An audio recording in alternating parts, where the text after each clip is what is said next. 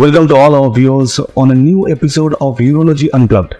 We are here to discuss one more important conditioning called BPH, which is also known as prostate enlargement.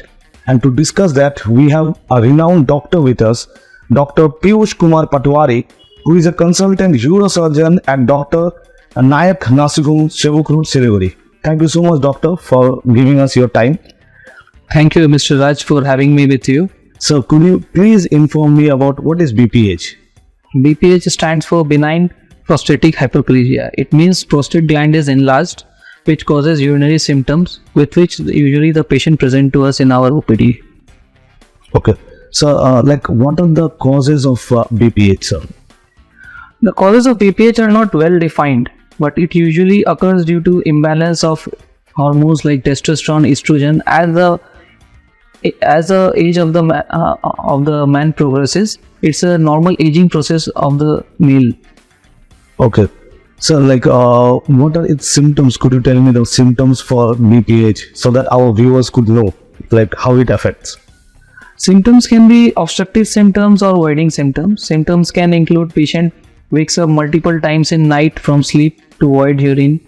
Patient is not able to control their urine in the daytime. Patient has to put some pressure to urinate. Patient has difficulty in starting or hesitancy in starting of the urination. Then many patient complains of not able to void clearly, or some urine is left behind after urination, which patient wants to patient feels like that and wants to urinate more. So these are the common symptoms of prostate enlargement. And so, who are more likely to develop prostate enlargement? It's a normal aging process. Males above 50 years are most likely to have this condition, and as the age progresses, the percentage of people affected by BPH increases, which increases from around 60%, 50% of patient around the age of 60 years to up to 85% of patient around the age of 90 years will be affected by this problem. Are there any diagnostic tests that are available so that people, if they are concerned, could test BPH? When patient comes to us, we usually take a detailed history from the patient, what all the patient is suffering from. Then we do digital rectal examination.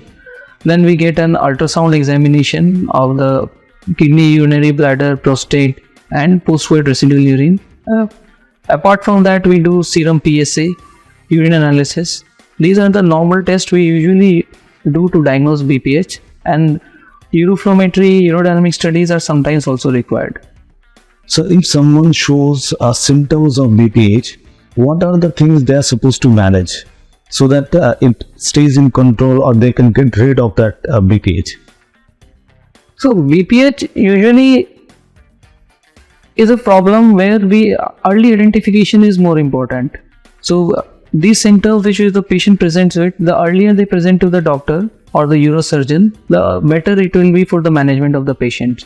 Usually patient comes with us at a late stage when there is a multiple complication in bladder and the kidney. So we advise patient that as soon as they start developing these urinary symptoms which we have discussed, so they should consult their doctor, and treatment should be started as early for better results. So, talking about treatments, what are the treatments that are available in nursing homes or hospitals that would get rid of BPH?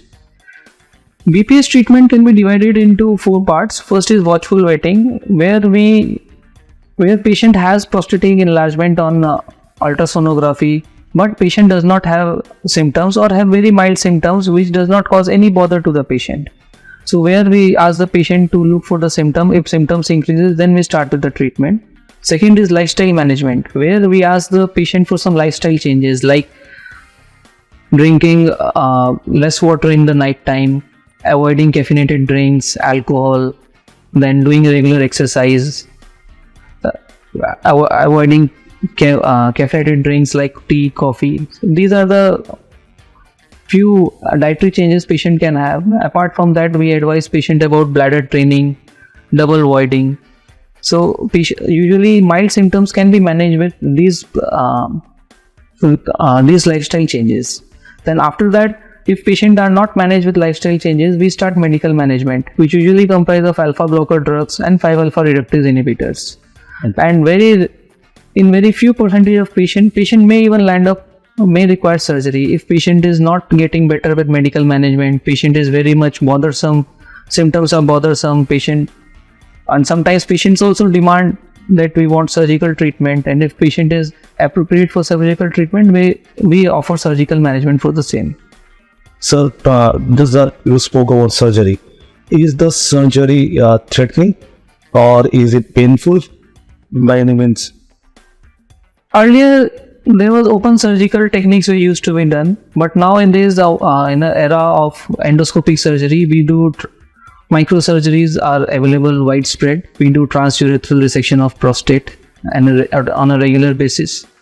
There is other modality like HOLEP or other newer modalities which are under studies are going on, which are upcoming, like prostatic lift and other treatment, which are very good for the patient, and they relieve symptoms on a much larger scale. So if you could tell some of the preventions that one can take to avoid BPH in their elderly age. One cannot avoid BPH.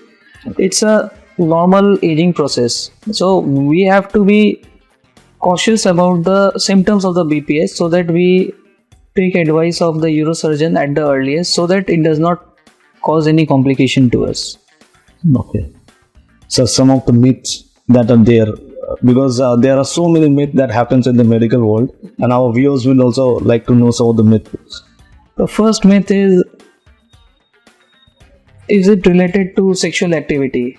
No, it is not related to any sexual activity or the sexual desire or libido of the patient. It is a normal aging process. Second is, the symptoms are always bothersome or symptoms are always severe. No, symptoms can be mild, they can be moderate, they can be severe. So it's not like that whenever you have BPH, you will need treatment. Third, patient comes to us, first thing they ask is that, do I need surgery? No, most of the patients do not need surgery. Okay. Most of the patient usually we manage medically with medical management, watchful waiting or lifestyle changes, and in few cases we have to start medical therapy also, and very less patient require surgery.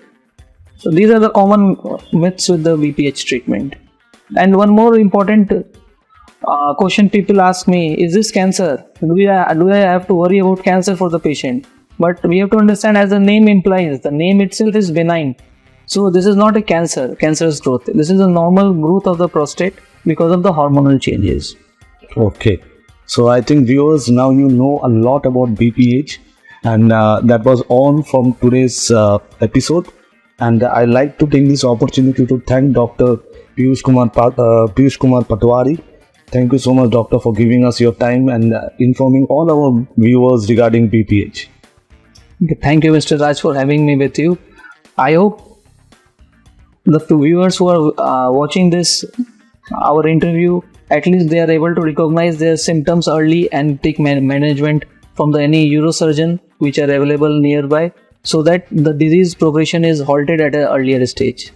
Thank you so much. Stay tuned with us for our next episode on Urology Unplugged. Thank you.